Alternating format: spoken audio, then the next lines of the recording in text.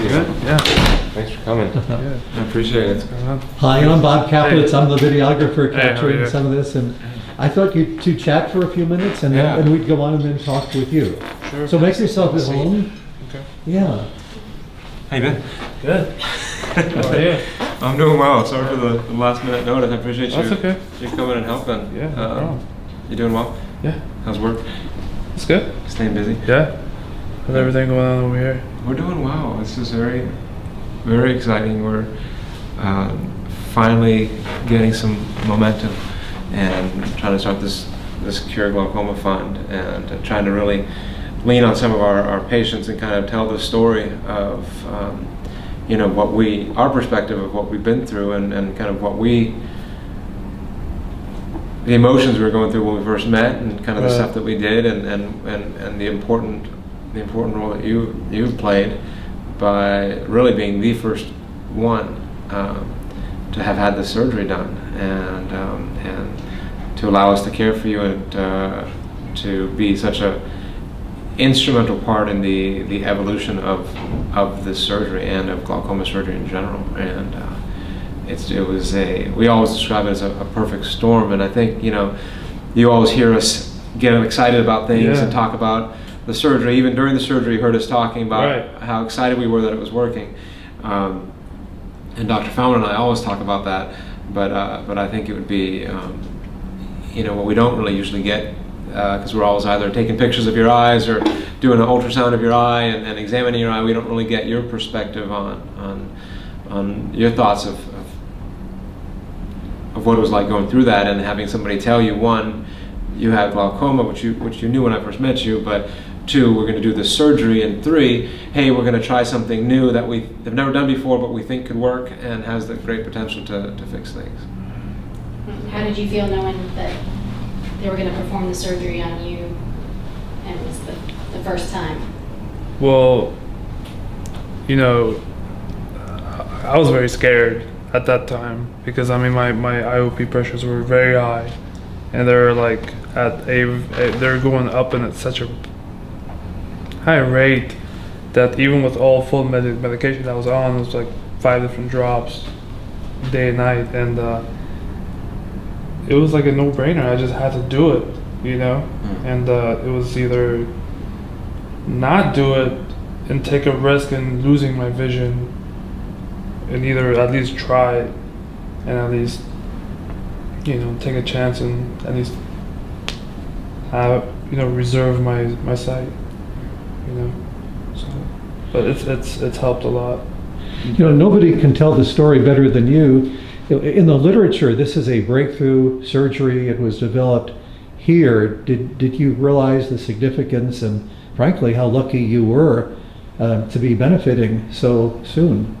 Yeah, I was very lucky. If you remember 3 years ago, this month, if you remember Dr. Deakins, if it wasn't for her and everybody here, you yourself, the staff here at the Eye Institute, I don't know, I probably wouldn't be even seeing right now.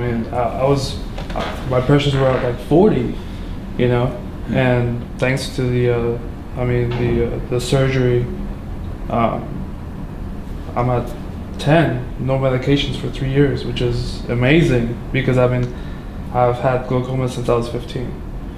So, putting in medication in the beginning, I didn't realize what glaucoma really was. I never really took it serious until really sat me down and said, "Hey, this is very serious." And ever since, it's been life changing because I also meet other people who have glaucoma, and I tell them about the surgery. I tell them what it's about. When I even go and get my contacts or something like that, I tell these other doctors about the surgery, and they never heard of it before, and they get really excited, just like y'all do here. But I'm glad to see that, you guys are doing a difference, which is helping a lot of people. You can't tell now, but I don't even know if you ever picture, but you're right. It was October 21st, I believe. Yeah, it was 2011. It was a week before Halloween. Yeah. The story how David came to the practice was I operated on his mom She came from a clinic called Bridge Builders, Right. and needed, and medicine wasn't working, and she needed a traditional glaucoma surgery, a glaucoma tube, and a cataract surgery at the same time, I believe. And she asked me if I would see her son, who was also being seen at this clinic. And he comes in, he's on all the drops possible.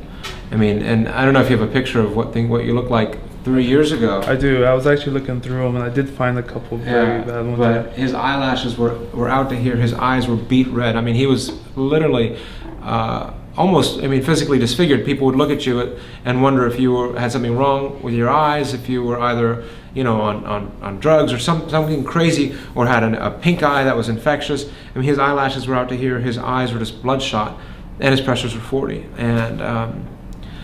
And to see now, I mean, I still am in disbelief that his eyes have basically resumed a normal appearance, everything, and it's unheard of that you are basically controlled on no medications without ever having made a major incision on the eye. I mean, there are certain moments in your career you will never forget, and the first time we did your eye,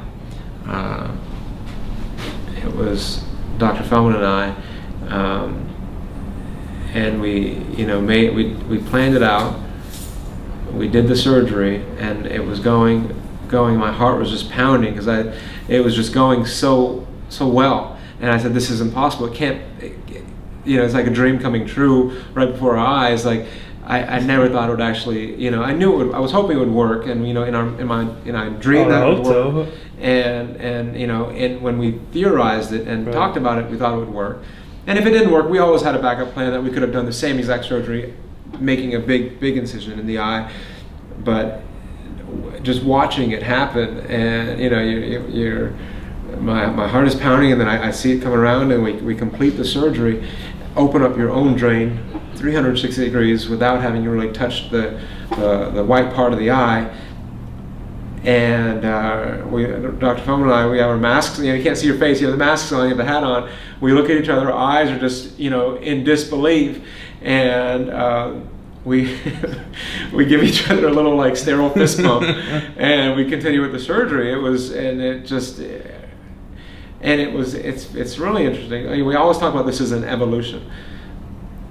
30 years ago was the first time that Dr. Feldman and his mentor, John Lynn, the founder of our practice, performed the same surgery on a child using a suture, making an external incision, but that had never been done in the U.S. So in Dr. Feldman's career, over a 30-year period, he has been, you know, a vital component of the evolution of this surgery, from doing it with a suture and making a big incision to doing it now without making a big incision on the eye. And it's it was almost like connecting the dots and really bringing the founder of our practice into the evolution of the surgery today. I definitely heard the excitement. I woke up and I don't know if you remember the time when I woke up and I was like, hey, what's going on? And I was trying to get Dr. Pino's attention to give me some more juice. I can go back to sleep, and all I hear him saying, oh, it's okay, just relax. And I can hear Dr. Feldman, and I can just hear his excitement in the background. And when I heard that, I was like, okay, everything's gonna be okay, you know. So it's a blessing, you know. So my mom every day she prays for you guys for doing what you guys did here.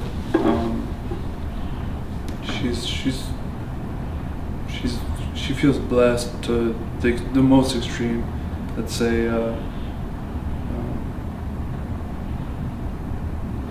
You know, because from what we've been through, to going from one clinic to another clinic to another clinic, and then finally coming here, and then the surgery is all went perfect. It's just right, nailed it, and we've been blessed. We really appreciate you guys here, and everybody is. And every time we come here, and the love and everybody, the excitement that you guys do get just from looking, and it makes us feel better because we don't know the exact, science of what's going on inside the app, but when we hear it, we feel relieved, so thank you. Thank you all for coming Great. together. Yeah. That was very moving. Yeah. Thank you, David. Thank you. Thanks. This practice, you might not be able to see. Yeah, I mean, I was born and raised in Afghanistan, and my mom was diagnosed way earlier. I would say late 80s. We had then moved to Germany, lived there for a few years. She had glaucoma surgery done there. Also, my sister was also glaucoma. She got surgery there. We had moved to the States back in 2000, and that's when the early stages I was diagnosed with glaucoma. And at first I was diagnosed at a optometrist office, and from there I went to a different specialist, and then from there went to another specialist in Colorado, moving around in different cities and states. Got me to Bridge Builders, which is here located in Dallas, Texas, who's run by University of Houston, I believe, and they helped us to get connected here at the Eye Institute. At that time, like I said before, if it wasn't for the Eye Institute, Dr. Grover and Dr. Feldman, I probably would have lost my sight. And my mom, and myself, and my sister are very blessed, and we feel very comfortable here at the Eye Institute. Good. Yeah, you pretty well said it. I guess if I were in your situation, I'd be thinking, had I not come to this area, things would be, as you said, very different. Yeah, I mean, that's the thing. You never know your destiny, really. You never know your path. But it's strange when you see it, from one person to another person, and then going from one clinic to another clinic, and then ending up here, and then really getting the job done as in the surgery aspect, and then also feeling great. And it's been 3 years. So it's been a blessing.